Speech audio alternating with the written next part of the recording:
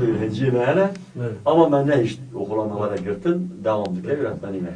Tu bahsa xala gundi xali xub ke bla mnoj bahsa gundi xub kindi. Evet. Bu navi araziye pek garibi. Dedi gundi mezra pek garibi. Tabi gundi heneki dişeçi. Medaniye şahab cinari meydin darine. Bahçe Zevdelal darine. İnşallah 2 sal şunda ve ranmana kemel cehildin. Ama mehye dedi çiya abi çiya zafın. Neha abi meyxanegi zaf jira arazi dertin en zaf zide randman cehil nadın. Ama abi pekaribi jore dertin. Yani tam beniçiye dertin nakebe binya gund. Goleke me beri hebu. Rahma Fadil Muhtari mey beri ben yekun ha hazır ne muhtarın ona herkesi döneme koda çipiriye çekirne.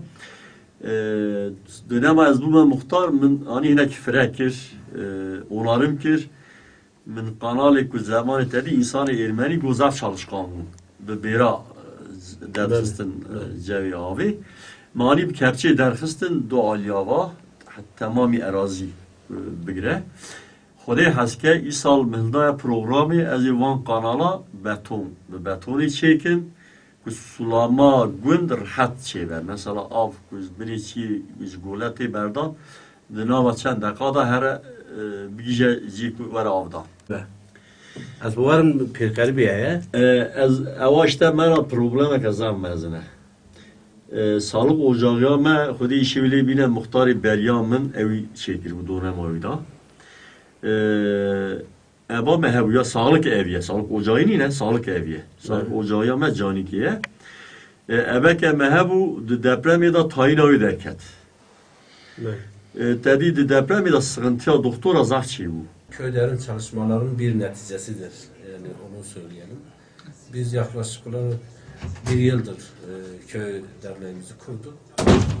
Köylerin kurulma amacı köylere yöneliktir.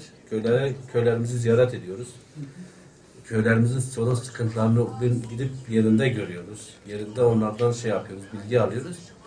Ve bunu da işte aynı zamanda köylerinin sesi olmak istedik. Köylerimizin yani daha çok insanlara duyurmak, ulaştırmak istedik. Bununla birlikte işte bu radyo programını düşündük. Allah razı olsun. Serhat FM'de Köy Derneği'nin sunduğu, Köy Derneği'nin organize ettiği programı işte Serhat FM aracılığıyla köylerimizi çağırıp burada bu programı köylerin dengeyi gönderme Kürtçe tabi bizim programımızın sunumu Kürtçedir. Dengeyi gönderme programını biz bu şekilde sunuyoruz. Şehirleşme o kadar ön planda olmuş ki köylerimiz hep arka planda kalmış.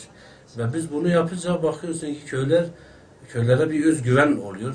Ve bu bizim yaptığımızdan gerçekten programda da çok memnuniyetle karşılanıyor. Yani takdire şayan bir program oluyor. Biz onu kendi misafirlerimizden görüyoruz. Yani biz işin açıkçası birincisi hani önceden belirttik ya arka plandan kalan köylerimizi tanıtmak. İkincisi köylerimizin manevi havasını şehirdeki insanlara tanıtmak. Yani köylerimizin nasıl bozulmadığını, manevi yönlerin nasıl temiz kaldığını, misafirperverliklerin nasıl tertemiz kaldığını bunları şehirdeki insanlara tanıtmak. Şehirdeki insanları da köylerden haber etmek. Yani özelde yaptığımız budur. İkincisi de işte dediğim gibi yani önceden de söyledik ya bir nebze de olsa köylerimizin sorun ve sıkıntılarını dile getirmek. Onların sıkıntılarını bir nebze de olsa buradan Serhat FM aracılığıyla yetkililere duyurmak. Öncelikle ben yayın döneminden bahsedeyim. Biz 15 Mart'ta yeni yayın dönemine girdik. 15 Mart'ta yeni yayın dönemine girerken tabii dinleyicilerimizden öneriler aldık. Ne yönde programlar yapalım diye. Gelen öneriler ve bizim de düşüncelerimiz çerçevesinde köylerin ihmal edildiğine şahit olduk. Köylerin arka plana atıldığına şahit olduk. Özellikle Van'daki merkeze oturan insanlar sorunlarını, sıkıntılarını çeşitli şekillerde dile getiriyorlar ama köyde olan vatandaş bunu yapamıyor. Van'a zaten ayda bir gelir gitmez, geldiği zaman da çeşitli zaruri ihtiyaçlarını görüp gider. Düşündük ve değerlendirdik. Değerlendirmemiz sonucunda köylerin ihmal edildiğini gördük ve köylere bir ses olması gerektiğini düşündük. Bu bağlamda çalışmalarımızın sonunda bir köy programı yapalım istedik. Bu köy programına Kürtçe Denge Gündeme dedik. Türkçe'de köyümüzün sesi ismini verdik.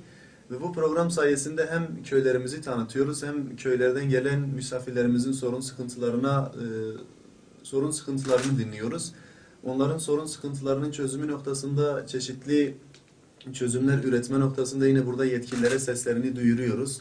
Bununla birlikte köylerin doğal güzellikleri var, gidilmesi, görülmesi gereken yerler var. Oralar hakkında da dinleyicilerden, gelen köylülerden bilgi alıyoruz. Onlar da yine köylerinin güzellikleri hakkında bilgi veriyorlar.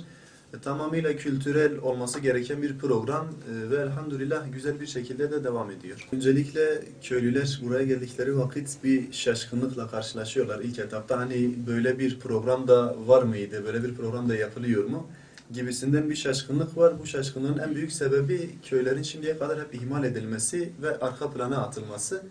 Arka plana atıldığı için köylüler ilk geldikleri zaman öncelikle bir şaşkınlıkla karşılaşıyorlar. Tabii radyonun da o yabancılığı var. Bu giderildikten sonra, oturup konuştuktan sonra programın amacını açıkladığımız zaman köylüler de çok seviniyor. Böyle bir program yaptığınız için Allah razı olsun diyorlar. Ciddi bir ihtiyaçtı. Şimdiye kadar sesimizi duyuramıyorduk ama elhamdülillah artık böyle bir program var. Çeşitli sorun, sıkıntılarımız oluyor. Yetkili mercilere iletiyoruz ama çözümü noktasında pek bir çözüm sağlanmıyor.